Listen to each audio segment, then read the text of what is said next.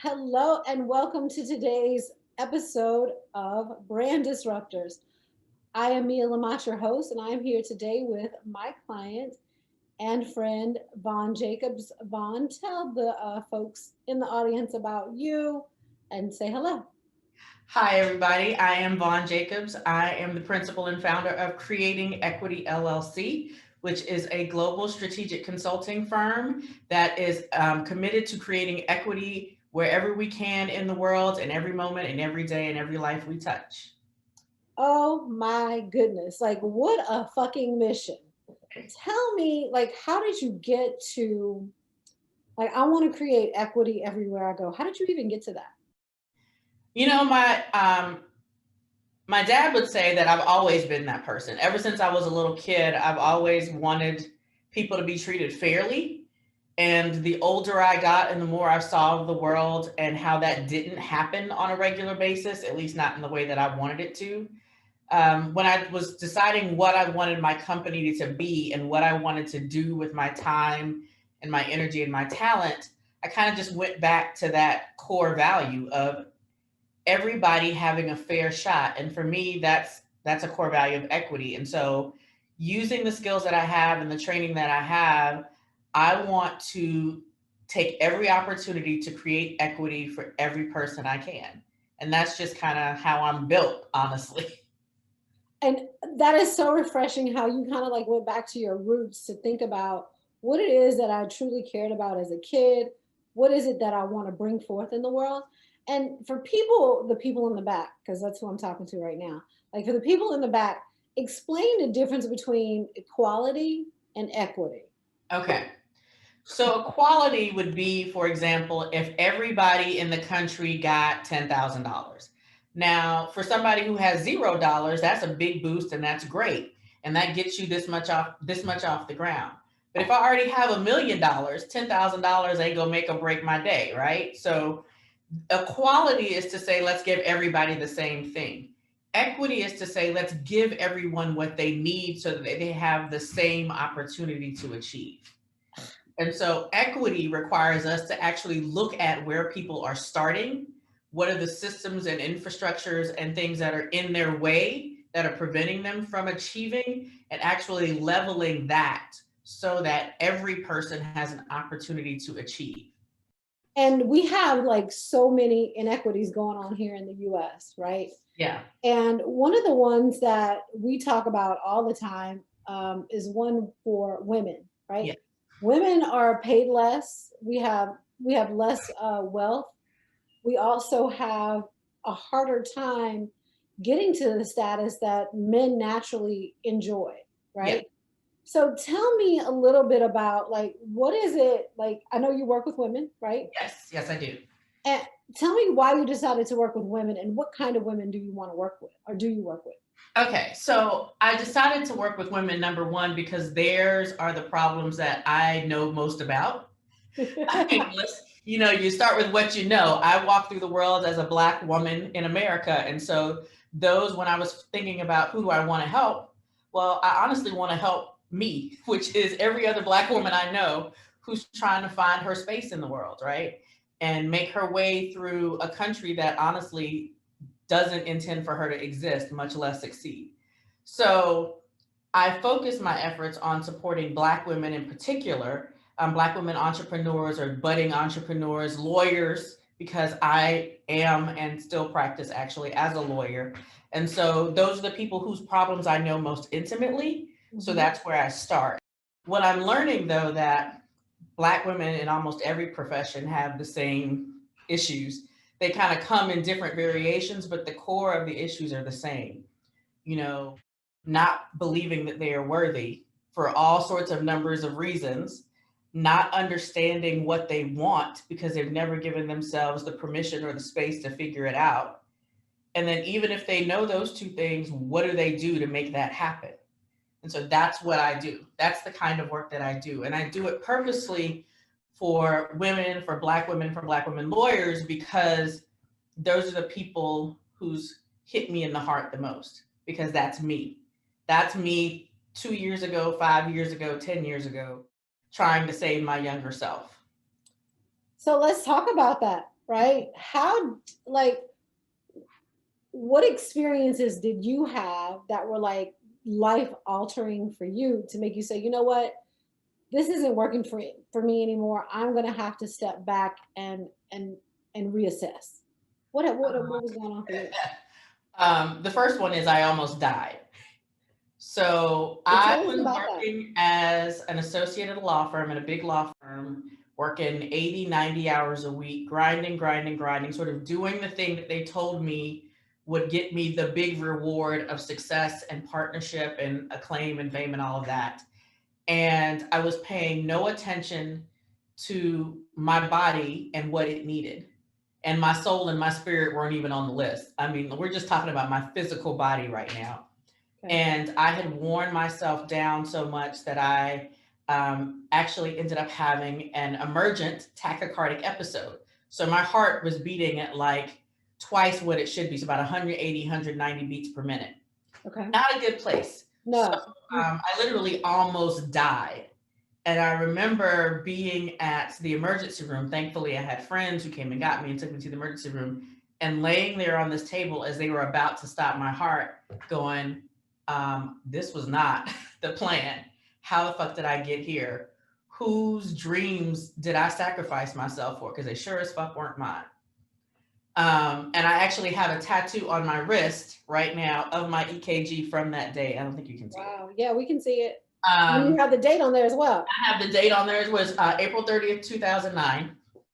And it's my reminder. It's my perspective reminder is what I call it, because all of that work was to create something for someone else. And it wasn't even something I was sure I wanted to be doing. It was something I was good at and something I didn't absolutely hate, but it wasn't necessarily something that I had really considered whether or not I wanted and was for me.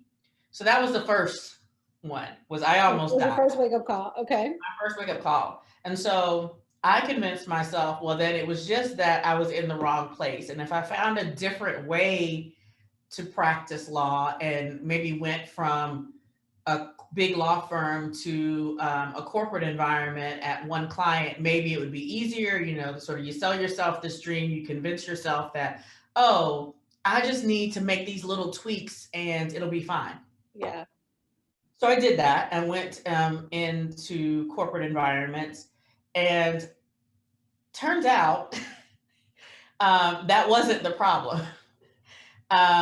Because then I was ending up working at a place where, again, sort of the nature of the practice itself and the environment in which I was practicing weren't really suited to my soul.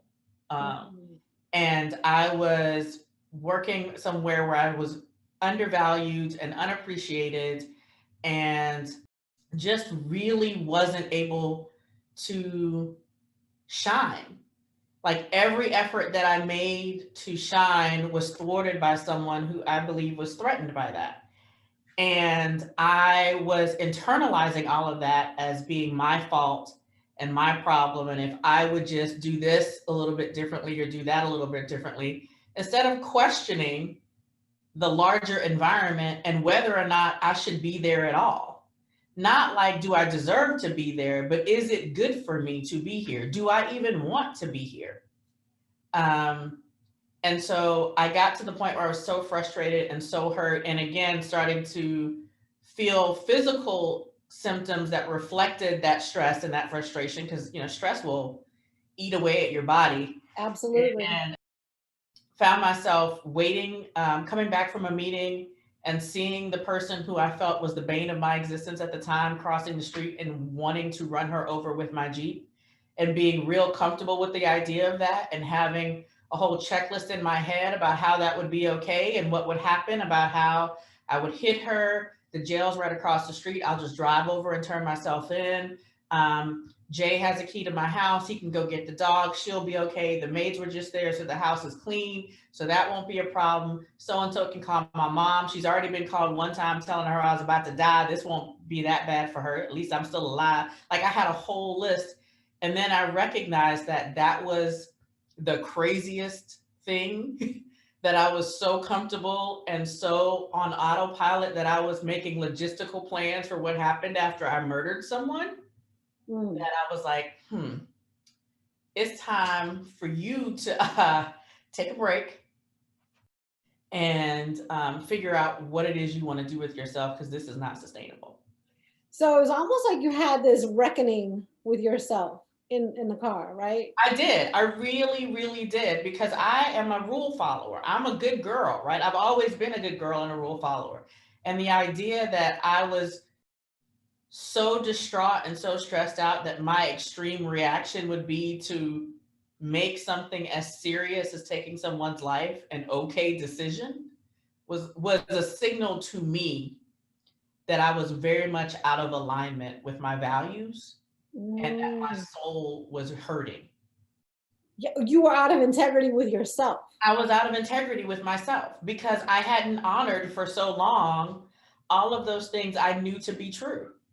I had Mm. ignored and pushed aside and pretended not to know. You know, that question we like to ask, what are you pretending not to know? I was pretending Yes. not to know a lot of things. And it caught up with me. Now, thankfully, it caught up with me before I actually did any real harm. Right. But I could very easily see how people um, get caught up and then end up making giant mistakes in their lives. Right. Because I mean, it was so easy for you. And if you had not, maybe if you didn't even sit there for another 30 seconds and you just reacted, you and I could not even be doing this interview today. Exactly, exactly. It would be a very different conversation from behind maximum security prison. You know, it was, but yes, it was that serious. I was that far afield because I had not made any room for myself and I had not stayed in touch with that core part of me, who, that little girl who knew that the world was supposed to work a different way and that I had the power to create that for people as opposed to just sort of being at the mercy and the whim of others. Whew, that now you just said a mouthful, right? Now are you, so you said that you already told me that you work with Black women. Are you, and attorneys, Yes. mainly right now, but are you helping them to do the same thing, to come to the same realizations that you did? Yeah, my goal is to help women who are feeling particularly frustrated and heartbroken and confused as to why their lives don't look the way the brochure said they're supposed to look when they've done all the things on the checklist. You know, I went to school and got good grades. I went to good school. I worked hard. I showed up. I wrote the briefs. I went to the parties. I did all the things. I swallowed all the microaggressions and I smiled in all the pictures and I didn't raise a fuss. And I did all the things you said I was supposed to do. Why doesn't it look like the brochure? You know, those are the people I'm helping them, number one, recognize that the brochure was a lie. You are not crazy. The brochure was a lie. And that in and of itself is not a reflection of their worthiness or their intelligence or anything about them. It is a reflection of the country we live in and the industry we practice and the patriarchal and racial and sexist societies that we live in, right? Yep. That is what is a reflection of. Your whole field, the whole legal field is built on that.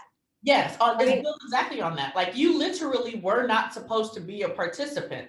Mm-hmm. This was not built for you. Right. And they've never redesigned it. Nope. So just getting them to understand and own that, number one, and sort of taking the pressure off of themselves and the guilt off of themselves.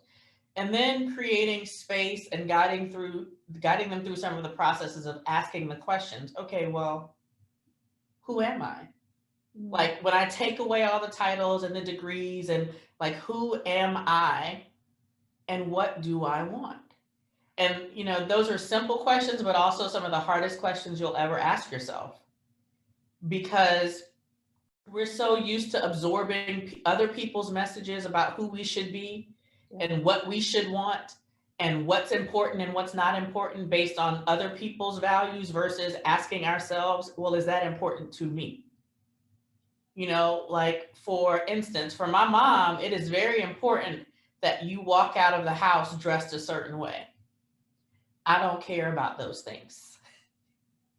I understand why people want to do, and I get it. And there are times when that's something that is a priority for me, but most of the time I don't care. And I used to contort myself around this idea that you had to walk outside looking a certain way in order to be deserving of respect. So good. So And good. that is a very much a Black woman thing. And I understand why it is that way, but I'm also like, I don't have to buy into that. Well, I I think it's also, you know, and not to make it smaller, but I think it's a thing for women, period. It is you Right? know, this idea that if we don't show up in the way that other people think we should, then we are somehow less than Exactly. and undeserving. Exactly. And I am a believer that I am a child of God, and by the virtue of my existence and my creation, I am worthy because He said so. Otherwise, I would not be here. Absolutely, because he does not make bonus humans, Yeah, I right? would Or not be here. she does not. Yeah, so it's like if I start there, it becomes much easier for me to say it doesn't matter if I have on jeans and a t-shirt and a do-rag on my head, or if I have my earrings and my hair blown out and my makeup on and my earrings on. It doesn't matter. I Yeah, am worthy in both of those instances and every other variation thereof that I decide to show up as. absolutely. Absolutely. So that's the transformation that you give to your clients, or you help them That is the first work part with? of the transformation, is Yeah. really that inner work of understanding their worthiness and really reclaiming that, because I think we all understand it. We just let go of it and sacrifice it out of conditioning and out of weariness a lot of times. And so reclaiming that and standing in that power, and then giving yourself room to declare what it is you actually want, you, yourself, and you. Not what you should want, not what your mama wants, not what your kids want or need, or your husband or whoever. What do you want? And then the other part of the transformation is to say, okay, so how can I start to make that happen? So, what are some concrete, actual, practical steps? Because I am we did my strengths that I'm a strategery person. I like to have action plans. I like to know how we're going to turn this idea into a concrete thing. And so the other part of the transformation is, okay, let's start building a plan. What does it look like? Now, it may look like leaving your job. Mm-hmm. It may look like staying at your job, but staying and showing up differently so that you're not letting it suck the life out of you. Absolutely. So, but there are some practical and concrete action steps that people can take in order to make their lives um, just exciting and enjoyable and something that they can really appreciate and experience in a positive and healthy way, as opposed to just sort of suffering through. So I consider it the difference between surviving and thriving. Ooh, love that. So if somebody wanted to work with you, like what kind of clients do you want to work with? Like what kind of qualities should this woman have? So I need my ideal clients are people who are curious, number one. Okay. I need you to be open to the possibility that the thing that you think is the answer may not be the answer. Ooh, okay. And that is not a bad thing, that there are things that you just haven't imagined yet or learned about yet, and that there's a possibility that exists that you just haven't come across yet. So curiosity and openness. I need someone that's willing to do the work. Some of this work is just grimy and boring and annoying. It may look like I got to update my LinkedIn profile. It may look like I've got to take some new headshots. I don't know, but there is a work ethic that is involved in actually making this transformation. So I need people who are willing to do the work, who aren't afraid of the work. When you say the work, you mean like the physical action steps, or do you mean like the emotional clearings, or all of the things? All of the above. All of the above. Some of the griminess is that I got to be able to sit down and cry and actually own my feelings. And I say that one because that's one of the hardest ones for me. That is the one, that is the work that I've had to do. The reason the program is called Lessons in Vulnerability is when I started doing this transformational work and I was working with a team and a trainer, vulnerability was the thing that I was not interested in. It was the one thing that I was just not going to access, but it was the one thing I needed the most. And because I was, I'm a Black woman in America. We hard, we don't shake, you don't see my poker face. I mean, I literally would walk. And who taught us that, right? Exactly. Walk in the room with my arms like there are pictures of me from my teammates where I'm just all pouty and my arms folded. But the biggest insights I got were when I let myself feel. I mean, I used to say, if you ask friends of mine from years ago, they'll tell you, Vonne doesn't do feelings. I don't do feelings. I would literally say those words. But it is the accessing of the feelings and the willingness to sit with the pain and cry over the stuff that actually broke my heart. Yeah. And to acknowledge that and then let it go, right?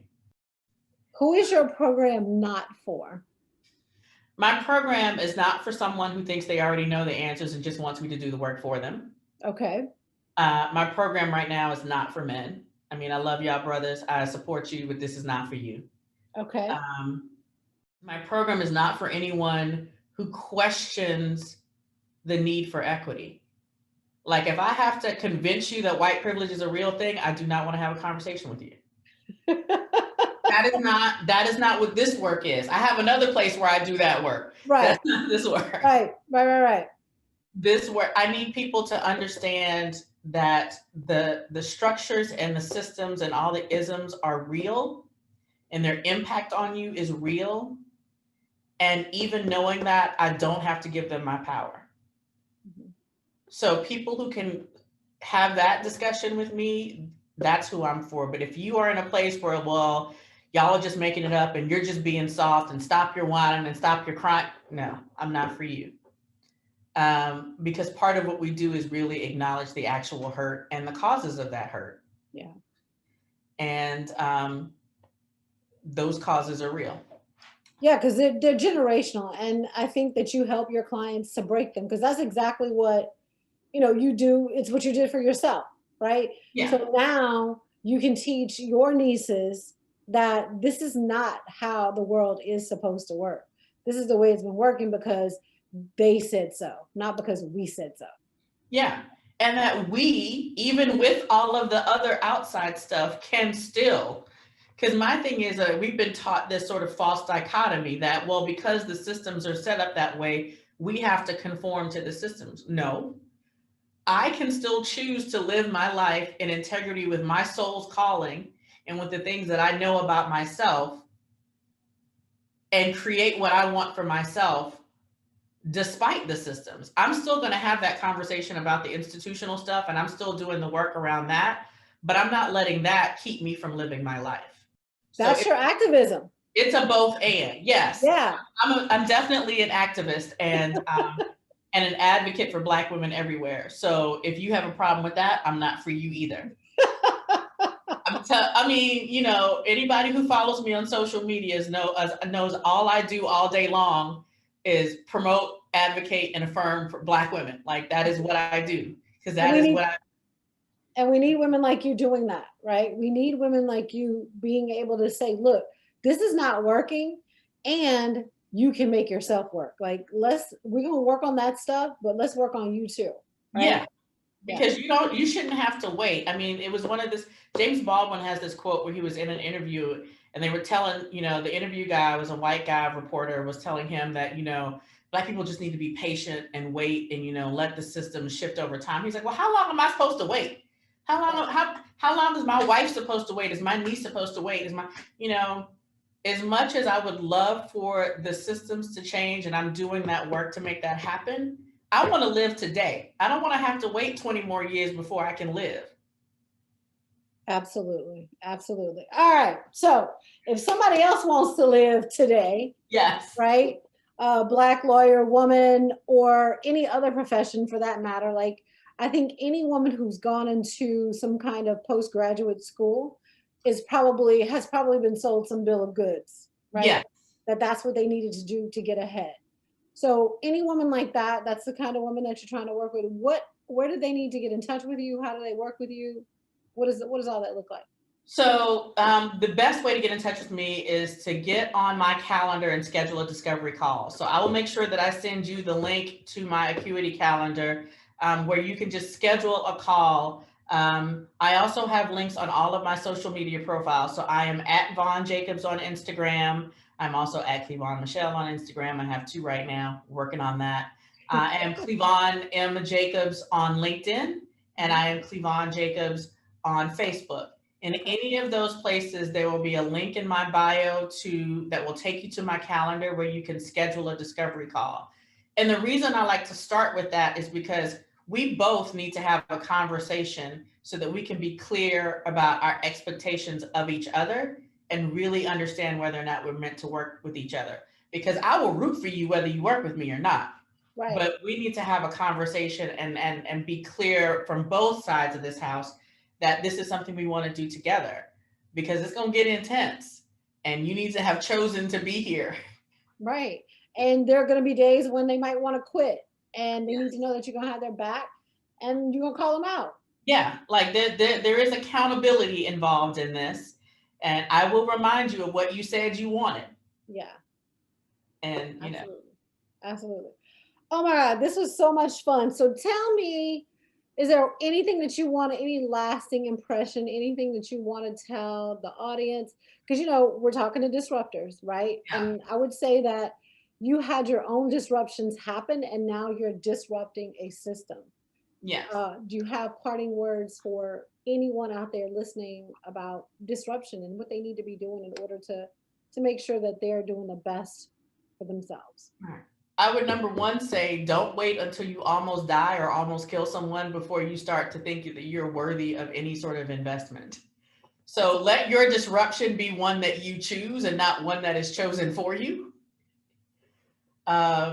So if this message is resonating with you, take that as a sign that you should take some sort of action now, whether that be working with me or just starting to dig into personal development in general. But don't wait until you almost lose your life or almost take someone else's before you decide that you're worthy of taking some sort of action. And then I would say, love yourself enough to believe that you are as great as you know you are. Oh, that's so good. So, so good. All right. Anything else? No, I think that's it. I mean, that's good. We'll start with that. We'll start We'll with start with that. Look, it was a lot, right? We already yeah. gave them so much, and this was super, super valuable. I hope you guys found it valuable too. I want to thank you so much, Vonne, for coming today. Thanks for Um, having me. yes, of course. I cannot wait to see what you help these ladies do. I know it's going to be phenomenal. And I know the work that you're up to on all sides of the house. And I know that you're already making a difference in the world. So thank you for what you're doing. Thanks. And everyone else out there, thanks for listening. And if you like this podcast episode, make sure that you download it, give us a 5-star review, and tell your friends about it. Also, you can take a screenshot and tag us on Instagram. We would love to hear from you, love to hear what you thought about today's episode, and reach out to Vonne if you are struggling with your worthiness, if you're struggling with figuring out where it is that you want to go next. Reach out to Vonne. She can help you with that. Yeah. Thanks for now, and we will see you guys next time.